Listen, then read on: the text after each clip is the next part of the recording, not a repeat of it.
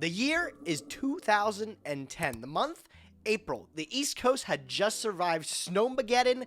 Katy Perry's releasing hot singles like every week, and I'm wearing as many silly bands as I can fit on my wrists, baby. Yu-Gi-Oh players are still enjoying the power of the fresh new synchro monsters that had just been released and added to the extra deck, and they are about to undergo one of the most monumental events in Yu-Gi-Oh history. Edison, New Jersey is the decided location for the 75th and the final installment of the Shonen Jump Championship Series. And with a brand new Forbidden and Limited list that came out like clockwork on March, players are excited to experience the brand new format and the first tournament available. SJC Edison is important, not only that it's the last tournament under that name before we ended up getting the Yu-Gi-Oh Championship Series that we all know and love today. It was an exciting format to play in the moment, but it also has become one of the most fondly looked after historical formats in Yu-Gi-Oh! Edison format encapsulates the March Forbidden Limited list and all the sets released before the Shining Darkness, which drastically changed the Yu-Gi-Oh's meta pretty much forever. Edison format places the player in that 2010 era of Yu-Gi-Oh! That a lot of players seem to love, where you get that little sense of still the classic Yu-Gi-Oh card. You're still playing cards like Mirror Force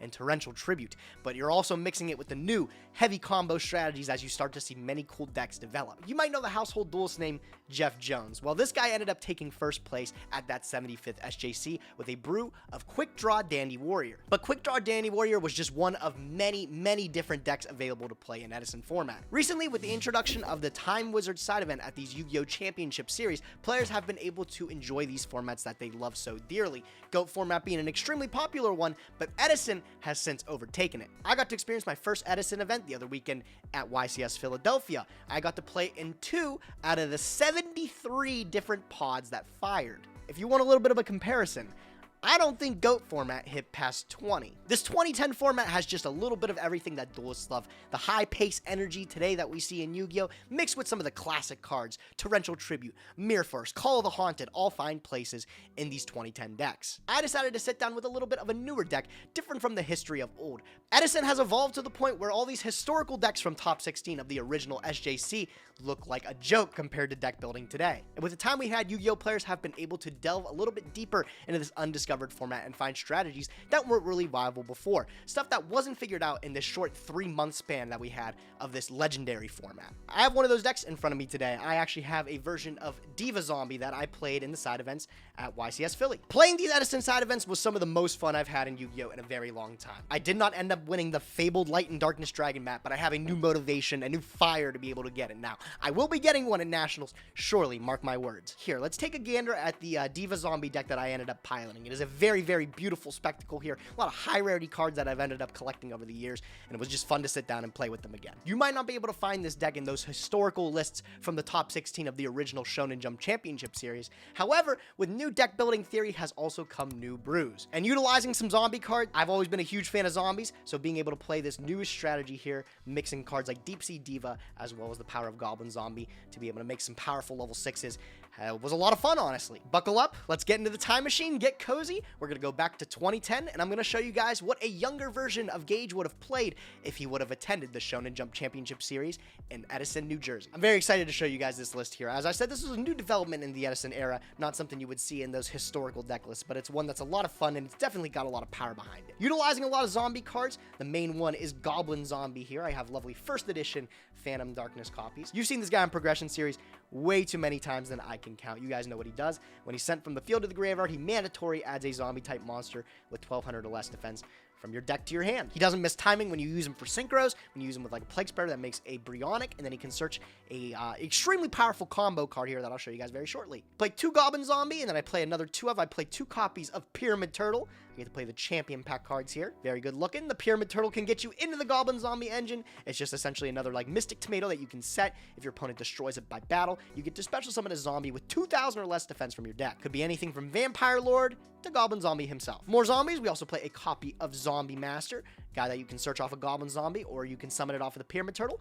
You can send a monster card from your hand to the graveyard to special summon a level 4 or lower zombie type monster from either player's graveyard. Really cool combo starter here that if your opponent has their own Plague Spreader zombie in the graveyard, they gotta be careful. You can snap it up with the Zombie Master. Pairing with the Goblin Zombie is the best brother here, Mizuki here. Only 800 defense, you can search him off a Goblin Zombie. When he's in the graveyard, you can banish him to special summon any zombie type monster from the graveyard. Mizuki's out 1 in this format. Not hard to tell why. It's an extremely powerful card. A couple more zombies. We have a copy copy of Spirit Reaper, being another great zombie that we can pull off of the Pyramid Turtle if we need to wall up. If our opponent doesn't have an immediate alpha it could save us from dying that turn. And then the combo king himself, the Plague Spreader Zombie. This is my lovely blue body copy that I have. I'm so happy I actually got to put him into a deck. Huge combos with this guy and Goblin Zombie. If you can use him and the level 2 tuner that Plague Spreader Zombie is, you can make Brionic, and then you can search off a Goblin Zombie into Mizuki. Brionic can pitch the Mizuki, and then Mizuki can summon back another zombie. That's a very, very basic little interaction that you have here, but shows the power of this little loop in itself. Big fan of the zombie cards, like I said. Any chance that I get to play Plague Spreader Zombie or Mizuki is a chance that I'm taking. I get to smile. I know Bry Guy from the Crush cards is also a huge fan of those zombies too, man. If he played in 2010, I'm almost sure he'd be playing something similar to this. That's it for the zombies. Moving on to some of the more generic boss monster cards. We're playing a dark-based deck. We get to play copies of Caius, the Shadow Monarch. The most generic monarch back then. It's a dark 2400 attack, 1 tribute, level 6. When you tribute summon, remove from play 1 card on the field, and if it was a dark, inflict 1,000 damage to your opponent. Keep note that Caius is a dark himself. He can banish himself. Sometimes 1,000 for game is just the difference you need. This deck normally needs a turn to set up. I want to be able to have a monster chilling on the board and remain there for a turn so I can pair it with maybe a tuner or something else to get my plays rolling. So if I have a dude just chilling on the board, you know, tribute for Caius is still an extremely powerful play. Removing something from the board and also just putting a 2400 threat on the body. He's level 6 too. You add 2 to that with Plague Spreader, that's an 8. That's a Stardust Dragon. Also, speaking of which, Stardust Dragon stands no chance against the Shadow Monarch. Easy pickings for the Shadow Monarch. Caius isn't the only boss monster we get to play. We also get to play the lovely Dark Arm Dragon. At 1 here, I have my lovely first edition Phantom Darkness copy. Just really glad I get to play it, you know? Look at him. You're still in a time of Yu-Gi-Oh! Where this is one of the greatest cards ever printed. Being able to summon a Dark Arm Dragon for essentially free with so much graveyard manipulation that we have in this deck, form of Mizuki, Plague Spreader Zombies, it's really, really easy to be able to summon Dad, as if it wasn't back in the day anyways. And still is a game ender, man. 2800, being able to pop 3 does not mess around. He's not the only Titan in the Dark attribute slot, though. You have a couple of other big guys here. Tragoedia is one of your guys that you can summon during the battle phase. Similar to that, you have Gores, the Emissary of Darkness. These guys are best buddies here. The Emissary of Darkness is one of the most infamous cards in Yu-Gi-Oh! Old heads will always think twice about their battle sequencing, so they don't run into the Gores and lose the game. Whenever you take battle damage, both of these guys will summon themselves. Tragoedia can just drop himself, and then he has attack based on how many cards you have in your hand. Gores, you have to have a completely empty field, but you summon a 2700 for free, and then a token equal to how much damage you took. So the token's able to easily trade with whatever, and then Gores is just big, man. 27 does not mess around. Trag also has an interesting effect that can, like, mind control monsters if you have the same level and discard it, but mostly these guys are just able to stave off a battle phase or completely turn a game around if your opponent plays into them incorrectly. Lots of games are decided by the Gores. Any old player that's played this format knows that. On to some of the other generic cards, we have 2 copies of Mystic Tomato. These actually aren't mine. Shout out to DJ for lending me these. The whole deck's pretty much dark. This gets you into Goblin Zombie. These get you into Plague Spreader. Get you into even another card here that I'll show, the Sangan. Pretty much a staple in a lot of decks back then. Mandatory, dark. Not much more you could ask for, man. He's at 1 for a reason, bro. The Sangan. The last card here is one that might look a little bit out of place. That's the Deep Sea Diva. Diva is just a level 2 water tuner that can summon another Sea Serpent from the deck, so you'll summon another copy. It's essentially 2 level 2 tuners that hit the board. Has a lot of synergy in hero builds, being a water to make absolute 0, but in this one in particular, we're just using the level 2 tuner to make cards like Yugioh Guardian, Brionic, and the like. You might be asking, why am I not playing 3 to see it more often? It's because I don't want one of them to be dead. This only summons from the deck, so we'll just play it where if we see the one, we can see the other, and then the whole engine's out of the deck, right? Pretty good. And then last but not least is something a little bit more uncommon, but it's something that I carried over from my current days of Yu-Gi-Oh! And that's to play a hand trap. The only hand trap is DD Crow, actually. Good thing I have these lovely ultimate rare first edition copies that still see play today, but back then this was pretty good too. You wouldn't see this teched in the main deck as I am now. There's a lot of different decks that have cropped up. Not great against like Quick Draw Dandy Warrior, but against decks like Vayu Turbo and stuff, which are some new developments.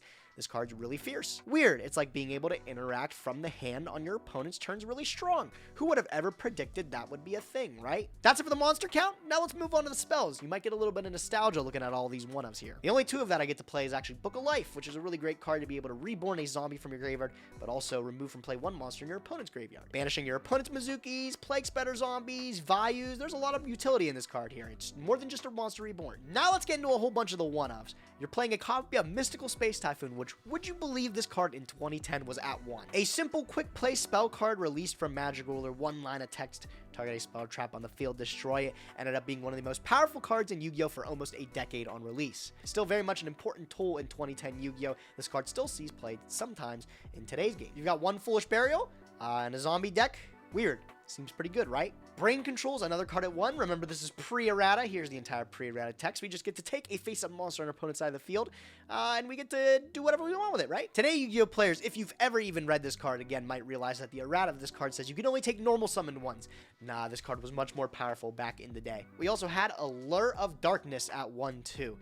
This card, being able to see 2 more cards in your deck and banish a dark, not too bad. Especially when there's cards like Return from a Different Dimension that can bring those banished cards back. Hardly a cost at all. Today's players get to see the power of Harpy's Feather Duster, but some players will argue that Heavy Storm is a little bit more powerful. Heavy Storm was the prime spell or trap removal available at the time. A lot of games could be decided on whether or not you played your Heavy Storm correctly. This is definitely a card that you wanted to be weary of when you wanted to activate it. Another spell card, one of my favorite spell cards of all time, that is Book of Moon. I get to play my lovely Champion Pack super rare copy here. Throughout time since release, one of the most powerful cards in all of Yu-Gi-Oh! It seems to be throughout a lot of mechanics. Book of Moon pops up. For synchros, you could flip down tuners or monsters, and then your opponent couldn't be able to use them. You can't synchro with face downs. XYZ is the same kind of thing. You could stymie plays by putting down if your opponent has 2 4s. Flipping one down might end their turn there. And then in Link monsters, you can't link with face downs either. Book of Moon just seems to keep popping up, and back then it was definitely one of the most powerful and versatile quick play spell cards in the game. And the last card I played was probably the one that I would cut, Burial from a Different Dimension, being able to select up to 3 monster cards that are removed from play, return them to the owner's graveyard. We were talking about Mizuki and Plague Spreader. Those are the 2 main dogs that you want to bring back with this thing here. But outside of that, this deck doesn't have much utility with it. But when you consider the larger scope of things like Vayu Turbo and stuff, being able to cycle back an entire Vayu summon for literally free seems a little bit overpowered. Not something that I would play in this deck, though. Looking back, I would definitely replace this with literally anything else. Moving on to the last part of the deck here, we have trap cards. And something surprising that you might like to see here is, as opposed to today's Yu-Gi-Oh!, we got a nice little stack of them here. Today's Yu-Gi-Oh!, you might be lucky if you see the 3 Infinite Impermanents hit the main deck. But back then, you're seeing a suite of some of the most iconic cards in Yu-Gi-Oh!'s history. Starting it off, the legendary Mirror Force, a card that would force people, no pun intended, to play their game a little bit differently. Sometimes it pays to be patient. This only destroys all attack position monsters, so if you can't go for a game push, maybe flipping your monster into defense position to avoid the Mirror Force might be the right play. I ended up keeping a Gores around for a little bit longer than I probably should have by doing that exactly. Check it out, you have also got Call the Haunted, also at 1 during this format here. With Monster Reborn banned, this is essentially your copy of Monster Reborn, right? We're lucky enough to have Book of Life in this deck, but all other people get their copies of Call the Haunted. Raigeki? Dark Hole? I don't know those cards. Back then, the prime form of removal in a board wipe was put into Torrential Tribute. Much like Heavy Storm, being patient with your Torrential Tribute can pay off. If you flip this at the right time, could definitely win you a game just like that. We're talking a lot about board wipes. What about a way to stop them? Starlight Road is a card that I decided to put in. If 2 or more cards I control would be destroyed, I can negate that effect, destroy the card, and then special summon a Stardust Dragon from my extra deck for free. Countering a Heavy Storm or a Torrential Tribute with Starlight Road is the end of the game a lot of times, because not only do you get to negate and destroy the card, but you also get a free copy of Stardust Dragon, which is going to negate and destroy another destruction effect. When you're going for big wipes and big plays, you sometimes have to be weary of the road. You could definitely lose to it. More one-ups, Bottomless Trap Hole. I'm glad I get to play my Champion Pack full super rare foil version. Look at that. In more recent 2010 decks that have been built, Bottomless has been falling out of favor. But I decided to play the 1 copy because, it looks nice. I kind of want to play it. What else? Couple other one-ofs. You have a copy of Dust Tornado, just as more generic back row removal. Remember, MST's at 1, so I guess this is the same thing, right? I'm a big fan of Dimensional Prison, being the replacement for Sakuretsu Armor. Being able to banish the monster is just strictly better. We don't want any graveyard triggers or sending our opponent's Mizuki to the graveyard so they can use it later, right? Rather just get rid of the problem, never see it again. We play a copy of Return from the Different Dimension in this deck, which is a blowout, being able to pay half the life points, special summon as many removed from play monsters as possible, and then remove them all during the end phase. If you're flipping this up, though, you normally have got a game plan to just wipe your opponent off the face of the earth anyways. Funny how a card that reads so strong was around for so long, though. I think this card only got banned at around Dragon Roller format. Took a long time. However, for us, though, sometimes we get the free wins by summoning 5 of our banished zombies and stuff, making a couple synchros, and just making the push. I have 2 more trap cards to show you guys. One of them is Solemn Judgment, which is also at 1. We've seen some legendary progression series activations of Solemn Judgment, and this card comes in so much more clutch in this format. We were talking about blowouts like Starlight Road and Return from a Different Dimension. Well, Solemn Judgment is the one card that answers all of them. Just like any of these other cards, a well-timed Solemn Judgment could definitely swing the game back in your favor. Half your life points? Not really a cost in today's game, Definitely wasn't really a cost back then either. And the last card is definitely one of the most powerful trap cards, Trap Does Shoot. Trap Does Shoot allows you to look at your opponent's hand. If they have 4 or more cards in it, you select a monster card and you throw it back to the deck. If we just had a Pointer of the Red Lotus banned for us here in the TCG, this is kind of their equivalent back then. But this card says get rid of it. A Pointer says you can have it back, just in a little bit. Definitely in a league of its own. Trap Does Shoot, it'll probably never come back, but I have a lovely Champion Pack 5 super rare version to play. The whole deck was really gorgeous, man. Blinged out. One of the more exciting things to look at in this format is the extra deck. It's really dominated by synchro monsters at this time. Fusion monsters, besides like Gladiator Beasts and the occasional hero deck, really didn't do too much in Yu-Gi-Oh! But synchros was really the generic look into the future of the game that everybody liked. Synchro monsters gave a whole new purpose to the extra deck, and a lot of the newer strategies would rely on these extra deck monsters to be able to win their games. So in today's game, where you see all these super powerful link monsters, think of the same thing, but for generic synchro monsters. And there's a few of them. We'll start off small. We'll go with the smallest being a level 4 generic synchro in the form of Armory Arm. Might have seen this in the progression series once or twice paired with Drill Warrior. You want to be able to equip this to a monster to give it 1,000 attack, and it does piercing. Back in the day, being able to stack this on a Blackluster Soldier, able to attack twice, that's GG where I'm from. Moving on, generic 5, you have Ally of Justice Cataster, being able to destroy any dark monster at the start of the damage step. Pretty solid here. Your other choice is Magical Android in the level 5 spot. I just happen to like Cataster's utility a bit more. One of the most powerful synchro monsters you'll see is Brionac, Dragon of the Ice Barrier. This is pre-errata. Back in the day, this card was a monster. Today's game, not so much. We can discard any number of cards to the graveyard to return the same number of cards from field to hand. I can return cards from my field, my opponent's field, back to the hand, and I can do this as many times whenever I want throughout the turn. Generic, by the way, man, level 6. One of the most powerful synchros at the game at 1 at the time. Another card that's undergone a huge change is Yugioh Guardian, now requiring an Earth non-tuner.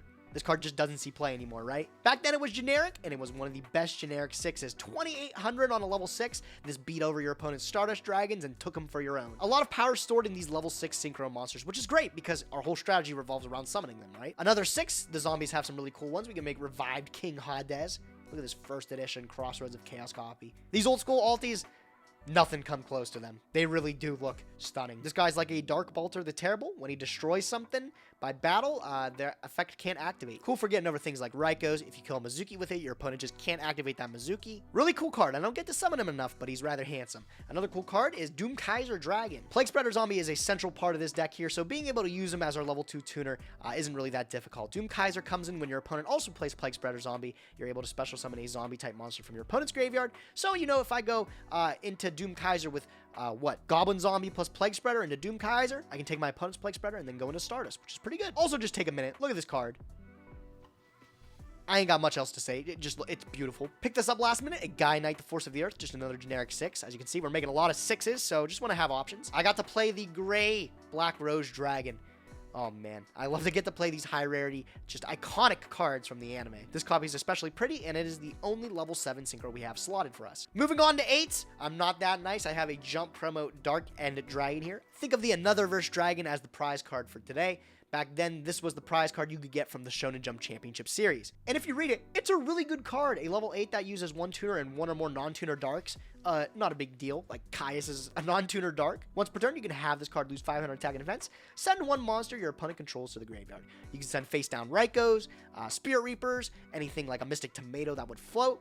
Couple more 8s. We have Red Dragon Archfiend coming in as the largest level 8 synchro at 3,000 attack. I have a beautiful ultimate rare copy of him too, and I also have a copy of Thought Ruler Archfiend, another guy that is a level 8, 27 attack that protects himself from targeting things of spells or traps. Technically protects any psychic, but he's mostly just going to be protecting himself. Dude, this guy looks so badass. Colossal Fighter's another 8, and there's some cute combos tied with Armory Arm to OTK your opponent with it. If I paid attention to this format a little bit more back in the day, I probably could have won that Duel Night. Completely forgot what Colossal Fighter did. Anybody that plays this format regularly, though, definitely won't forget this guy. We saw it with Starlight Road. Would be criminal not to play the Stardust Dragon, the first edition, Duelist Genesis, initial release of Synchro Monsters. This is one of the most powerful ones, and it was one of the most powerful ones throughout the entire format. Not only is it free off of the Starlight Road, but it also is probably the best generic level 8 synchro you can possibly make. Negating a destruction effect, destroying that card, and then coming back to rain more terror. Hell of a card. Some people play 2 just for the fact that you want to have the free one off a road, and you want to be able to summon one. Me, I'm just confident I'll make the one and I'll win the game. We also have a level 9 Mist Worm from Dual Terminal 1. Don't exactly have the extremely powerful Trishula Dragon the Ice Barrier, but this is as powerful as it gets back then. A level 9 that says when this is synchro summoned, compulse 3 cards to your opponent's hand. I wish I got to summon this guy more. He's a little bit difficult though. One tuner and 2 or more non-tuners is a lot to ask, but goddamn, that DT looks good. And then we actually do play one fusion monster, but we play it as a side deck card, kind of Chimera Tech Fortress Dragon. Utilizing a Cyber Dragon, which are housed in our side deck, we can actually soak up any of our opponent's machine monsters to be able to make this guy. Comes in really handy when we're facing up against a Machina strategy, where our opponent plays a card like Fortress. We'd love to just like take it for free and make our own guy. Why not? That's the extra deck. Oh my god, it's so good to look at. What a pretty extra deck. And then the side deck, I'm not going to actually take the time to go over it because it really depends. What do you think you would see? Do your friends at locals play Edison? Well, maybe you should side deck for those guys specifically. The format is so diverse that it really depends on where exactly you're playing it. I plugged in a couple of just generically good cards because I'm playing in a side event. I could be playing against literally anybody. But if you've got a local scene, you can actually prepare for what you would see the most from your local player base. I'm not going to get too deep into it. The one important thing was the Cyber Dragon mentioned. I've already coached you guys on it though. The rest, up to you.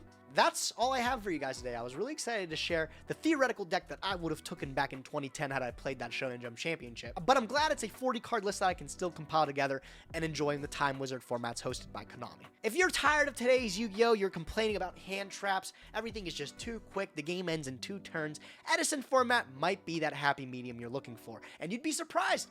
There might be a lot of players around you that are looking to get into it too. For a long time, there really wasn't a lot of different ways to enjoy Yu-Gi-Oh! You had your current standard format, and that's what you were expected to play. But I'm really happy that Konami has allowed us to look back at these historical formats and give them a little bit of love. Everybody knows and loves GOAT format, right? But there's a lot of different decks that were playable in the next 15 years after GOAT format. A lot of Yu-Gi-Oh! History to go through, and I'm glad people get to enjoy it all again. I wasn't playing Yu-Gi-Oh! Back in 2010, but playing a format like this makes me think that I should have been. You guys can definitely expect to see me at more Edison events, as well as some online tournaments. I'm expecting to go into the next RBET hosted by my good friend E3 Yu-Gi-Oh! Keegan. I'm coming for the trophy. Look out, bro. Hopefully you learned something today. Maybe I inspired you to pick up something new. Thanks for watching, guys. Catch you guys in the next one.